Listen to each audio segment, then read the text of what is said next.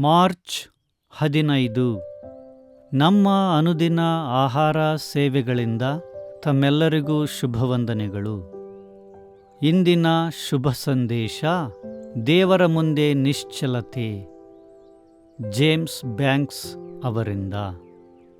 ಇಂದಿನ ಸತ್ಯವೇದದ ಭಾಗ ಕೀರ್ತನೆಗಳು 46. ದೇವರು ನಮಗೆ ಆಶ್ರಯ ದುರ್ಗವಾಗಿದ್ದಾನೆ, ಆತನು ಇಕ್ಕಟ್ಟಿನಲ್ಲಿ ನಮಗೆ ವಿಶೇಷ ಸಹಾಯಕನು. ಆದದರಿಂದ ಭೂಮಿಯು ಮಾರ್ಪಟ್ಟರೂ, ಬೆಟ್ಟಗಳು ಸಮುದ್ರದಲ್ಲಿ ಮುಳುಗಿ ಹೋದರೂ ನಮಗೇನೂ ಭಯವಿಲ್ಲ. ಸಮುದ್ರವು ಘೋಷಿಸುತ್ತಾ ನೊರೆಯನ್ನು ಕಾರಿದರೇನು, ಅದರ ಅಲ್ಲಕಲ್ಲೋಲಗಳಿಂದ ಪರ್ವತಗಳು ಚಲಿಸಿದರೇನು. ಸೆಲಾ. ಒಂದು ನದಿಯದೆ ಅದರ ಕಾಲುವೆಗಳು ಪರಾತ್ಪರನ ಪರಿಶುದ್ಧ ನಿವಾಸ ಸ್ಥಾನವಾಗಿರುವ ದೇವನಗರವನ್ನು ಸಂತೋಷಪಡಿಸುತ್ತವೆ. ದೇವರು ಇದರಲ್ಲಿದ್ದಾನೆ, ಇದಕ್ಕೆ ಚಲನವೇ ಇಲ್ಲ. ಉದಯ ಕಾಲದಲ್ಲಿಯೇ ದೇವರು ಇದರ ಸಹಾಯಕ್ಕೆ ಬರುವನು. ಜನಾಂಗಗಳು ಕಳವಳಗೊಂಡವು, ರಾಜ್ಯಗಳು ತತ್ತರಿಸಿದವು. ಆತನು ಗರ್ಜಿಸಲು ಭೂಲೋಕವೆಲ್ಲ ಕರಗಿ ಹೋಯಿತು. ಸೇನಾಧೀಶ್ವರನಾದ ಯೆಹೋವನು ನಮ್ಮ ಸಂಗಡ ಇದ್ದಾನೆ. ಯಾಕೋಬ ವಂಶದವರ ದೇವರು ನಮಗೆ ಆಶ್ರಯ ದುರ್ಗವಾಗಿದ್ದಾನೆ. ಸೆಲಾ. ಬನ್ನಿರಿ, ಯೆಹೋವನ ಕಾರ್ಯವನ್ನು ನೋಡಿರಿ. ಆತನು ಭೂಲೋಕದಲ್ಲಿ ಎಂಥ ಪ್ರಳಯವನ್ನು ನಡೆಸಿದ್ದಾನೆ. ಲೋಕದ ಎಲ್ಲ ಭಾಗದಲ್ಲೂ ಯುದ್ಧವನ್ನು ನಿಲ್ಲಿಸಿಬಿಟ್ಟಿದ್ದಾನೆ. ಬಿಲ್ಲುಗಳನ್ನೂ ಭಲ್ಲೆಯಗಳನ್ನೂ ಮುರಿದು ಹಾಕಿದ್ದಾನೆ, ರಥಗಳನ್ನು ದಹಿಸಿಬಿಟ್ಟಿದ್ದಾನೆ. ಬಿಡಿರಿ, ನಾನೇ ದೇವರು. ಲೋಕದ ಸಮಸ್ತ ಜನಗಳಿಗೂ ಸರ್ವಾಧಿಪತಿಯು ನಾನೇ ಎಂದು ತಿಳಿದುಕೊಳ್ಳಿರಿ. ಸೇನಾಧೀಶ್ವರನಾದ ಯೆಹೋವನು ನಮ್ಮ ಸಂಗಡ ಇದ್ದಾನೆ. ಯಾಕೋಬ ವಂಶದವರ ದೇವರು ನಮಗೆ ಆಶ್ರಯ ದುರ್ಗವಾಗಿದ್ದಾನೆ. ಸೆಲಾ. ಮುಖ್ಯ ವಚನ. ಬಿಡಿರಿ, ನಾನೇ ದೇವರು. ಲೋಕದ ಸಮಸ್ತ ಜನಗಳಿಗೂ ಸರ್ವಾಧಿಪತಿಯು ನಾನೇ ಎಂದು ತಿಳಿದುಕೊಳ್ಳಿರಿ. ಕೀರ್ತನೆ 46:10. ಜೀವಂತ ವ್ಯಕ್ತಿಯ ಮೊದಲ ಛಾಯಾಚಿತ್ರವನ್ನು 1838ರಲ್ಲಿ ಲೂಯಿಸ್ ಡಾಗುರ್ರೆ ಅವರು ತೆಗೆದರು. ಫೋಟೋವು ಮಧ್ಯಾಹ್ನದ ಮಧ್ಯ ಪ್ಯಾರಿಸ್ನ ಖಾಲಿ ಅವೆನ್ಯೂದಲ್ಲಿ ಆಕೃತಿಯನ್ನು ಚಿತ್ರಿಸುತ್ತದೆ. ಆದರೆ ಅದರ ಬಗ್ಗೆ ಸ್ಪಷ್ಟವಾದ ರಹಸ್ಯವಿದೆ.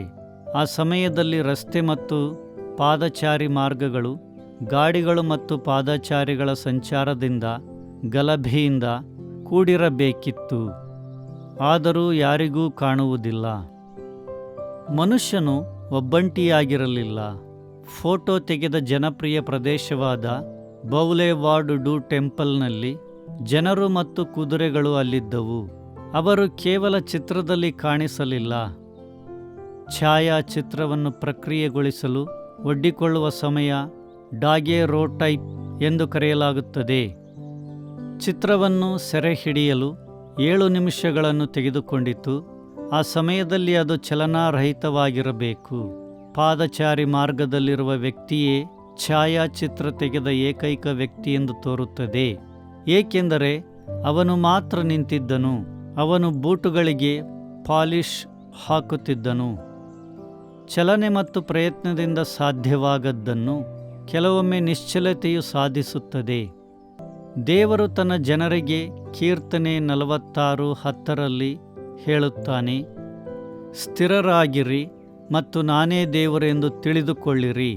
ರಾಷ್ಟ್ರಗಳು ಕೋಲಾಹಲದಲ್ಲಿ ಮತ್ತು ಭೂಮಿ ನಡುಗಿದಾಗ ಸದ್ದಿಲ್ಲದೆ ಆತನನ್ನು ನಂಬುವವರು ಆತನಲ್ಲಿ ತೊಂದರೆಯಲ್ಲಿ ಯಾವಾಗಲೂ ಇರುವ ಸಹಾಯವನ್ನು ಕಂಡುಕೊಳ್ಳುತ್ತಾರೆ.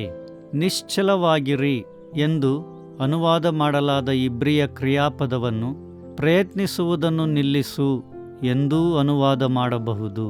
ನಮ್ಮ ಸೀಮಿತ ಪ್ರಯತ್ನಗಳ ಮೇಲೆ ಅವಲಂಬಿತರಾಗುವ ಬದಲು ನಾವು ದೇವರಲ್ಲಿ ವಿಶ್ರಮಿಸುವಾಗ ಆತನನ್ನು ನಮ್ಮ ಆಕ್ರಮಣಕಾರಿ ಆಶ್ರಯ ಮತ್ತು ಶಕ್ತಿ ಎಂದು ನಾವು ಕಂಡುಕೊಳ್ಳುತ್ತೇವೆ.